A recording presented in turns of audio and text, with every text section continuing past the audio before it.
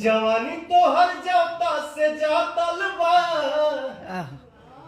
जवानी तो हर जाता से जातल बा, फरक हई खूंटा से फाटल।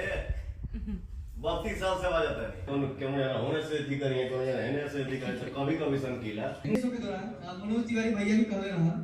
कि पवन तू बाकी सिंगर खाती संकट पड़ा, तो आज वो देखने को साफ मिल रहा है कि जब से पवन भैया ने एक्सेलरेटर का पाव रखा है बाकी सिंगरों को पानी चढ़ रहा है, तो कुछ लोग डिप्रेशन में आके पागल जैसी बातें कर रहे हैं। तो पवन सिंह इतना एक्टिव हो गया है, इसको लेकर पवन भैया क्या कहना चाहेंगे?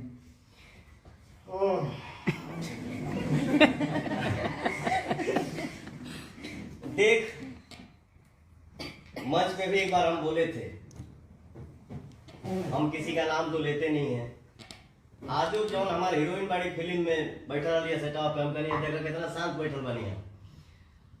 केहू के बारे में हम कुछ बोलनी है, किसी का चर्चा किया बट फिर भी पवन सिंह कंट्रोवर्सी में तो का करबे, हम बैठा रहिला शांति से, तब वो कहीं काहे कौन क्यों जाना होने से थी करिए कौन जाना होने से थी करिए कभी कभी संकीला। इतने हमारे कलाकार हैं जेकरा से हमारा बातचीत बा, जेकरा से नहीं थे, हम सारे कलाकार सब कलाकार के लिए पवन सिंह का इस माने मेरे तरफ से शुभकामना है और सबके लिए स्नेह है कि सबका गाना बजे, सबकी फिल्में चले और अपने अपने जीवन